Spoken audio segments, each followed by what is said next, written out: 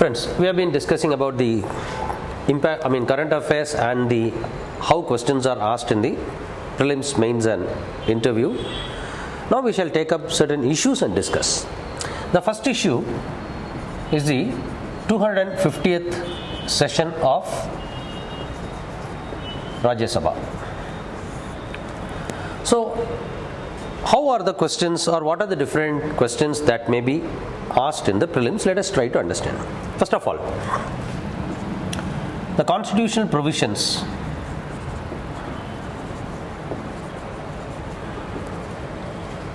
relating to Rajya Sabha.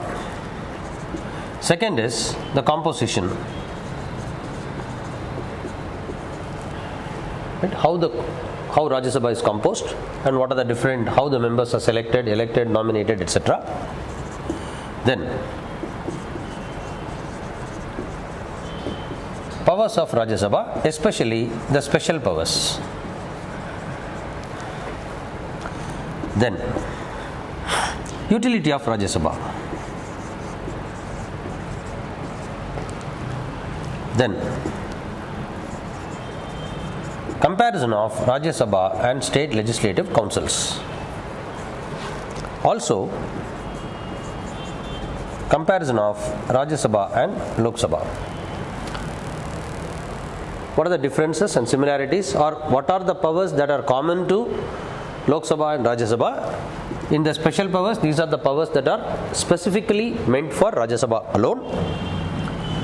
So these are some of the question areas. So what I am trying to tell you is that these are some of the question areas. Remember, though I have written all as relating to Rajya Sabha, there can be a question relating to Rajya Sabha from history also. One point I would like to highlight as a general point here: whenever you read something relating to Constitution, please do understand it has a historical component. Whatever you read as part of Constitution, whatever you read as part of Constitution, Indian polity, any current affairs issue or anything that you read which is relating to Indian Constitution and Indian polity, please do make it a point that you get into the history also. More importantly, in the history, you will be studying this topic.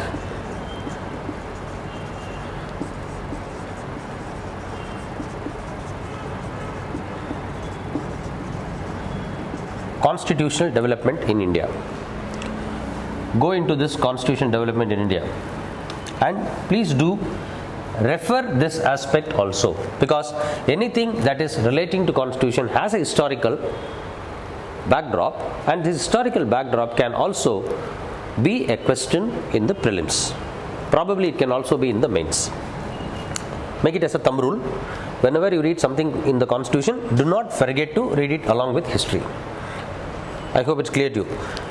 Same way, I will be telling you, whenever we see the individual issues, I will be telling you the connection. Whenever you read something in geography, you will definitely go into environment. That is left unsaid. Whether somebody tells you or not, whether somebody reminds you or not, you will do it.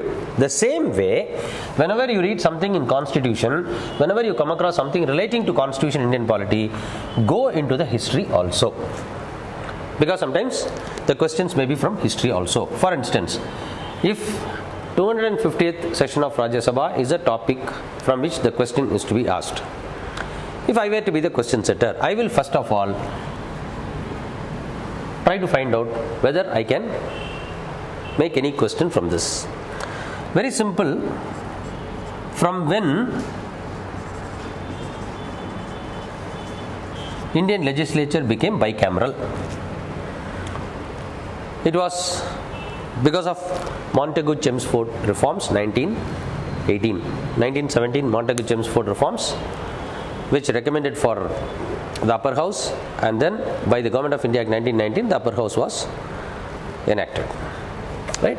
And so this could be a history question. We will not be able to, we may not realize that there can be asked in the history.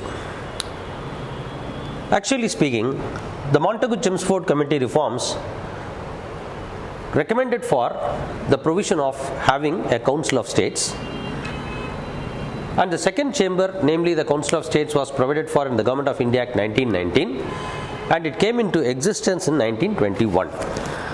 Right? And remember, at that time, it was the Governor General of India who was the ex officio President of the Council of State. Right? So these are four important points to be noted with respect to Rajya Sabha, the historical information. It came into force by Montagu-Chelmsford. It was first recommended by the Montagu-Chelmsford Committee. It was provided for in the Government of India Act 1919. It came into existence in 1921, and the Governor General was the President, ex officio President of the Council of States, as it was called in the Government of India Act 1919. So remember, this is the historical element, and this historical element can also be a question. Clear? Fine. Now let me rub this off. Let us go into the details of various aspects. Which are the provisions, constitution provisions relating to Rajya Sabha? See, Article 79 of the Constitution provides for the Parliament. There shall be a Parliament of India which shall comprise of the President and two houses, namely the Council of States and House of People. The Council of States is Rajya Sabha. And then Constitution Article 80 talks about the composition of Rajya Sabha. Rajya Sabha's total strength is 250. Right? Rajya Sabha's total strength is 250, of which 238 are elected and 12 are nominated. Right? They are nominated by the President on the advice of the Council of Ministers of the Union from eminence from the fields of literature, arts, science and social service. Right? Literature, arts, science and social service. These are the four areas from which eminent persons are nominated to Rajya Sabha. This has been already asked in the prelims. Another important thing, when it comes to this 238 elected, they are elected from states and the union territories. Again, this is a prelims question. There was a statement asked in the prelims stating that the union territories are not represented in the Rajya Sabha. It is wrong. The statement is wrong because union territories also get representation in Rajya Sabha. Alright? So, for states and union territories, 238 members. 12 members nominated, and total number of members is 250. The maximum number is 250. This is a composition of Rajya Sabha, and there is a nomination element also. And then, when it comes to powers of Rajya Sabha,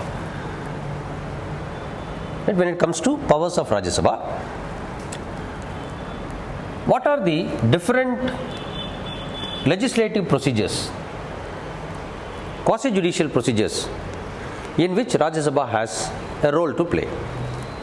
For instance, Rajya Sabha takes part in the election to the office of the President and Vice President. Right? Now, election to the office of President and Vice President, this is an electoral role.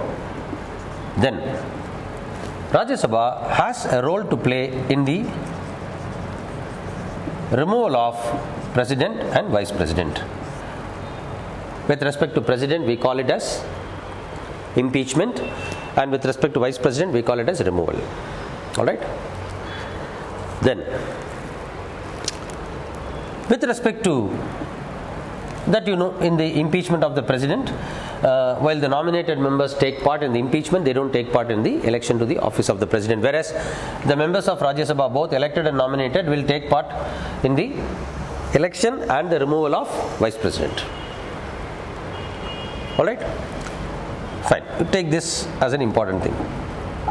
And another important aspect is the special powers, or otherwise the normal powers. Let us see. Rajya Sabha takes part in all the legislative procedure, all the ordinary law. right, all the ordinary law making process, Rajya Sabha and Lok Sabha have equal powers, and their role is important, and every ordinary bill has to be passed by Lok Sabha and Rajya Sabha together. Unless both the houses pass, the bill will not become a law. Fine, let us continue with the powers of Rajya Sabha. As I was telling you, when it comes to ordinary law, Rajya Sabha and Lok Sabha enjoy equal powers. Unless and otherwise both Rajya Sabha and Lok Sabha pass the bills, the bill cannot be becoming a law. And more important, when it comes to ordinary law, please do understand the concept of deadlock between the two houses. Right? Deadlock between the two houses when it comes to ordinary law. If a bill is originating from Lok Sabha is transmitted to Rajya Sabha after being passed in Lok Sabha, and Rajya Sabha did not pass the bill, if Rajya Sabha rejects the bill, did not pass but rejects the bill, or if Rajya Sabha returns the bill with its recommendations, and if the recommendations are not acceptable to the Lok Sabha, or third, if the Rajya Sabha retains the bill for more than 6 months, not taking any action, then such a situation is called as a deadlock between the two houses of the parliament, and the president can call for a joint session of both the houses of the parliament. Right, the joint session of both the houses of parliament, or it is otherwise called as joint sitting of the parliament. So this is the power of Rajya Sabha with respect to ordinary law. Similarly, Constitution Amendment Bill. Without Rajya Sabha passing the Constitution Amendment Bill, the Amendment Bill cannot be passed at all. So these are some of the powers which Rajya Sabha and Lok Sabha enjoy together. Similarly, the Council of Ministers can be a member of either house of the parliament. He can be a member of Rajya Sabha or a member of Lok Sabha. Both can become a member of Council of Ministers. Even the Prime Minister can be drawn from the Rajya Sabha. And important, if the Prime Minister is the member of Rajya Sabha, he will be called as the leader of House of the Rajya Sabha. And if he is a member of Lok Sabha, he will be called as the leader of House of the Lok Sabha. See, remember, please don't confuse leader of house and presiding officer. Presiding officer is different and leader is different. He is the leader of, the Prime Minister will be the leader of the house of Lok Sabha or Rajya Sabha, depending upon where he is a member. Fine. So, Council of Ministers can also be drawn from Rajya Sabha. So, there is no difference between Rajya Sabha and Lok Sabha in that regard as well. Fine. What are the special powers? There are certain unique features and special powers of Rajya Sabha. The unique feature is the Rajya Sabha is presided over by a non-member.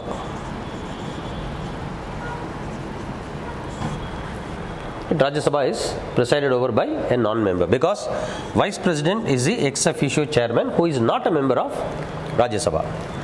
As a result, while all the other members will have a term of 6 years, the chairperson of the Rajya Sabha will have a term of only 5 years.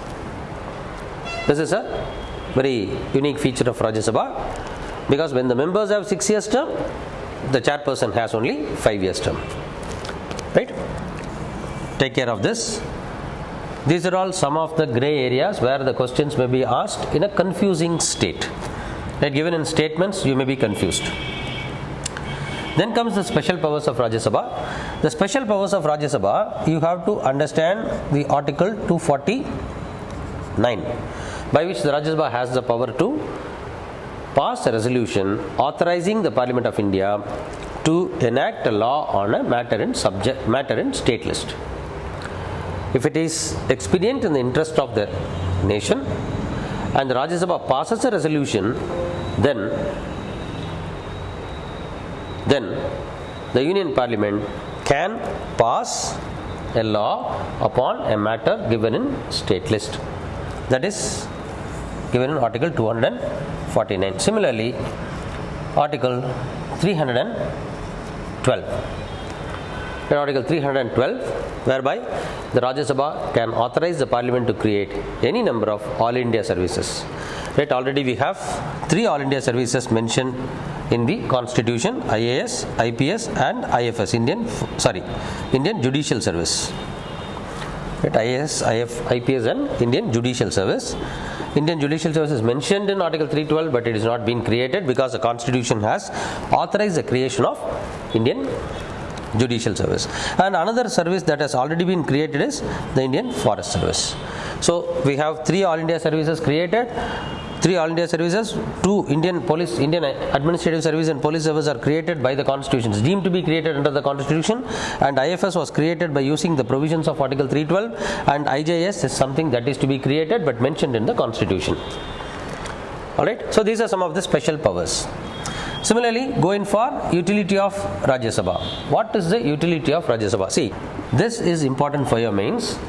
This is important for your mains. This is important for your mains.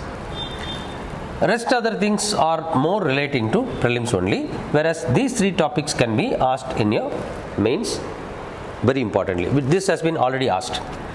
Right, this has been already asked. Utility of Rajya Sabha they have already asked. Comparison of Lok Sabha and Rajya Sabha and Lok Sabha they have comparison of Lok Sabha and Rajya Sabha has already been asked. So these 2 things are important for your mains. Rest other things can be known for your prelims. I hope it's clear to you now.